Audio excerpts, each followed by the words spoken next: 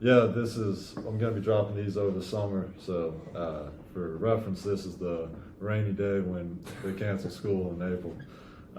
I've got some questions for y'all, but this is really just an open discussion. We could just talk about whatever if anything pops up. First of all, let's see.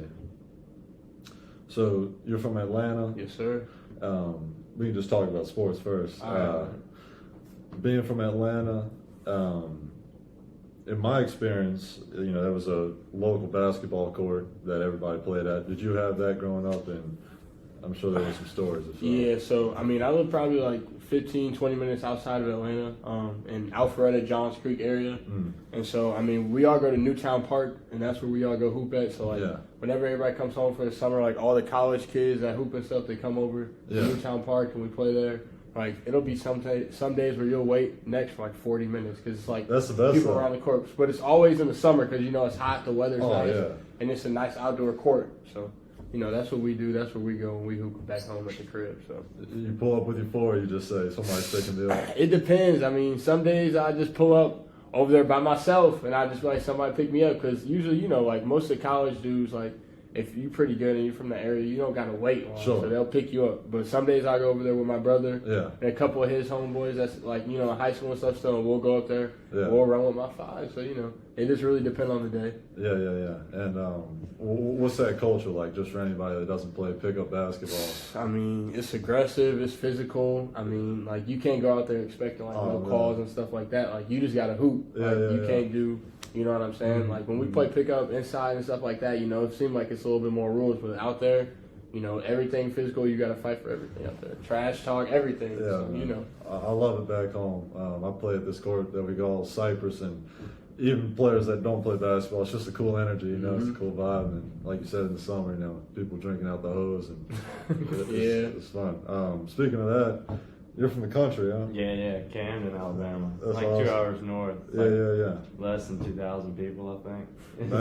It's small. Yeah. I heard you sold boats growing up.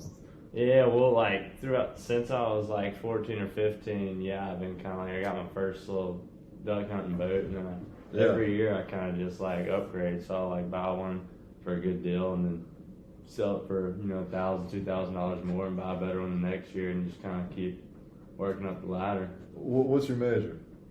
Business management. Yeah, I figured. Yeah. But I enjoy that stuff, getting on there and Facebook, making deals. It doesn't cost you anything to go in and look, and you never know when you'll see something super under the slot of what it's worth, and just buy it and sell it within a week and make a couple $100. Definitely. And all you had to do was drive and pick it up and come back and then sell it to somebody else. You didn't have to go sit in the office. Nothing. Yeah, and you seem like you gotta prefer outdoors work as well. Yeah, absolutely. Yeah, absolutely. Damn. Do you they say that the best moments of being a boat sales owner or a boat owner is when you buy it and when you sell the boat. Yeah. Can you attest to that? Yeah, no, I've definitely gotten into some things where I was super excited when I bought it, and then I finally get it on the water, and it's just got more problems than you can imagine, and then you finally convince somebody to buy it from you somehow. And it doesn't matter if you lose money, you're just glad to get rid of it. I can attest to that 100%. With anything. I got a motorcycle right now that I bought that I thought was going to be an easy fix. Yeah. And I'm $500 deep in the hole in that thing trying to get it fixed, and it's still not running. I'm somebody give me anything to get off my hands now. Steven, your favorite rapper from my recollection is T Grizzly. Yep. T Grizzly and Sleaze. T Grizzly and Sleaze. What about Q Steez? Q Steez? I can throw Q Steez in there. I can throw Q Steez in there. Okay. Y'all go listen to my boy Q Steez. Come on. But also Sleaze and You're topping the list. And then I also did some research and saw that you're from Detroit as well. Yeah. I moved to Atlanta when I was 15, so okay. That definitely connects the dots. It makes sense. Some people don't get it at first, but you did your research, Q. Okay, I like that. Were you playing basketball back in Detroit as well? Yeah, so I didn't start playing basketball until 7th grade. So My first like official organized basketball game was 7th grade. Up until then, I had played football, but my middle school had got tore down when I was in 6th grade. So transitioning to the 7th grade year, they didn't have a football team. So I was like, I wanted to get involved in something. Yeah. Play another sport. So I was like, I'm gonna just try basketball. So I just was like, okay, I'm gonna try something else. So I started playing basketball in 7th grade, and I got the 8th grade basketball game. 9th grade, they kept trying to convince me to play football. And I was stuck with basketball, and then I moved to Atlanta, played basketball since then, and stuck with it. That's amazing. For reference, T Grizzlies from Detroit. Michigan. So yes, from the D to the A. Let's see, Chambers. You used to be a kicker at Millsaps. Yeah, kicker and backup quarterback. Oh man, well, So backup quarterback. mainly kicker, but Yeah. I was there at quarterback in the 3rd string spot. So I take a little pride in that. Now, as a kicker, though, I mean that's got to be one of the most tripping on my words. I respect that position in any sport. Dude, there's a lot of pressure. Like, I mean, you're out there on an island. Like, you got a game winner. Whether it's like, you think all you look about is like the game winners and game losers, but like you score a touchdown and it's like you got to make the extra point to even because it's like a 20-21 game. You got to make the extra point. That's a lot of pressure at the end of the game, no matter how easy it looks. Like that 1 point come you back. got to worry about like the guy holds it right, everything, bro. Snap, the snap, everything. Right. There's a lot that goes into it for sure.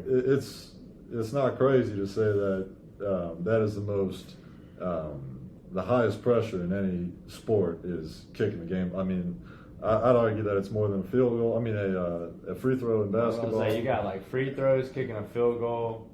You got like pitching on bases loaded 3-2 pretty. But I'd still say the kicking. I mean, bro, there's not much room for error. Were there any moments at Millsaps that you had to lock in and knock something in for the win, or are those just Dude, it was more in high school. Really? That it was like locking in. But a lot of the games in high school, we'd be blowing people out pretty good. So it was just I was just kicking extra point after extra point after extra point. But like there did come a time going into halftime once. It was a big game in the playoffs that I think we were maybe down by 3 or it was tied. And we really needed to go up because we were getting the ball after halftime.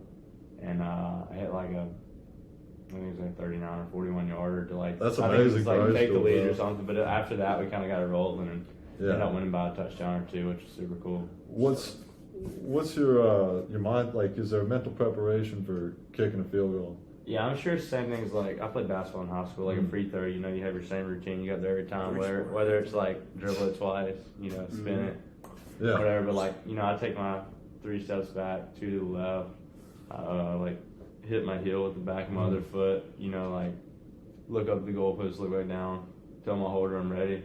He snaps it, and it's kind of like the same mental. Like every time, it's gotta be the same thing. Wow. Yeah, for sure. It's gotta be like the same thing to be consistent. Right. Just consistent. So you're just taking the same path every time. So my cousin went to Spring Hill, and her best friend married a guy named Will Lutz, who was a kicker for the New Orleans Saints. And naturally, I guess surprisingly, Will Lutz came to the engagement party of my cousin recently, maybe 2 years ago, and I just got to talking to him, and I was like, "What goes through your mind when you kick field goals?" And he's like, "Man, everybody's got a job to do, and that's how I look at it." And for the rest of the season, Will Lutz went 50%, and like went from said, my whole family curses me for drinking some Will Lutz, but yeah, that's definitely one of the most respectable positions for sure. Let's see. Obviously, the dunking is synonymous to Stephen Lyles. And at what age did you start realizing that you could dunk? Well, I didn't get my first in-game dunk until after my sophomore year of high school. Yeah. So and it was during AAU, and so my first high school dunk wasn't until my junior year of high school. That was my first dunk. And I mean, really, it just kind of I just started trying it more and more, and then I started looking up videos online. It was a real process. I promise it's the same process everybody goes through. And then I was like, okay, this is gonna take some work. So I started my own jump routine at home. I started my own routine. And, you know, figuring out things that was going to help my body. And then I started to see development in my body. I was getting a little bit older, a little bit bigger, a little bit stronger. Kept lifting. Like, lifting is what really got me. Like, you think? Yes, like lifting 100% and plyometrics. Yeah. Those two right there are what really, you know, kind of laid the ground level for me. You know, that's my foundation with all the other stuff. You know what I'm saying? So. How would you rank lifting and stretching? Lifting, I mean, they're both equally as important because, I mean, the more you lift, the more you should stretch. You know what I'm saying? Like, because even when I found myself, like, lifting a lot, but I wasn't stretching, my muscles were tight. I couldn't get off the ground like how I usually could. So, you know, I found it very important to start lifting, too, and just doing little small stuff. Like, I know I started putting my feet up against the wall to try to get, like, my blood flow from like with my legs were like, you know, tight stuff to get the blood flow going in my legs and stuff. So elevating my legs and laying down on my back, like just little stuff like that I do before games. You know, get lactic acid out days after like hard work and stuff like that. So I think all that little stuff, you know, helps. Man, on an AAU trip, lactic acid builds up. Yeah. There's no remorse for AAU athletes. Yeah, hey, those knees still young then though. Just wait till you get to college. So Chambers. Let's see. Tell me about the times you spent at the Chimney. At the Chimney. That's in Camden. Yeah. Oh my goodness, dude, the Chimney. How do you know about the Chimney? I don't know where your hands on that information, but dude, the Chimney is like this. There's this little road that goes back on this like public area by the river, where it's like a big circle around. With this old chimney. Well, apparently it used to be like an old chimney and house. Back in the day, like my parents used to go there and hang out. But like still like now, it's like people still go there and hang out. But one time, we went in high school one time and big party or whatever, whatnot. And dude, cops pulled out the spotlight. Now, then we went, we had to go like the next week and talk to go up to the courthouse. And they told us, we walked in, they were like, yeah, that cop quit or something like the next day. So they was like, good. I bet. Wow, that worked out well. Quite the time. That was like kids running off in the woods, bro, like eating dirt and hiding and stuff, like trying to like not get caught, bro. It was insane. But nah, the Chimney is like, I don't think the Chimney's still there, but it's like still a spot people go to. That's awesome, man. We've got some spots in my hometown like that. I'm from Bellchase, Louisiana, and it's got some rural areas. Bellchase, I think. Is Tony from that area? Tony is not from Bellchase. Tony's definitely goofy though. But Tony's from like where Theo Vaughn's from, up north Louisiana. But if you're ever going down to Venice. You ever been there? Yeah, I've been there fishing before.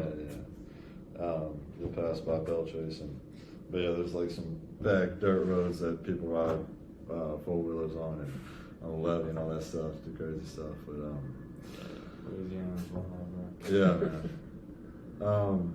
Those are about all the questions I've got. If there are anything on campus that y'all like to talk about, I guess in the future I'll come up with some questions about more campus related, but it was great getting to know y'all better. Absolutely, bro. Yeah, for sure. Bro, you said you don't junior year? Yeah, that was my first one. High school, bro. My high school, we had a kid dunk last year. He was a senior. He dunked in game. It was the first person to dunk at my high school in over 20 years, bro. That's crazy. Like over 20 years. That's crazy. It was a dude. That is insane, huh? When I was in 7th grade, it was a dude. You're telling me not one person in 20 years could dunk. 2,000 person town, it's not, Yeah, like there's some good athletes in most sports. They're just, I guess, can't jump, bro. Jumping with boots on the way you down. Fishing. That's crazy. Like when I played in 7th grade, there was a kid in 8th grade that was dunking. Like that's crazy. I was just like, James.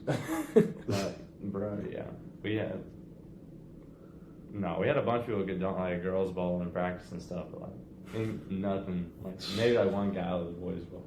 That's crazy. Well, I appreciate y'all. For sure. And, appreciate QC. Of course, man. Of course. For sure, bro. This is the first one. Stay tuned for more, and let's go get them next year, right? Yes, sir. Oh yeah. 5. chimney.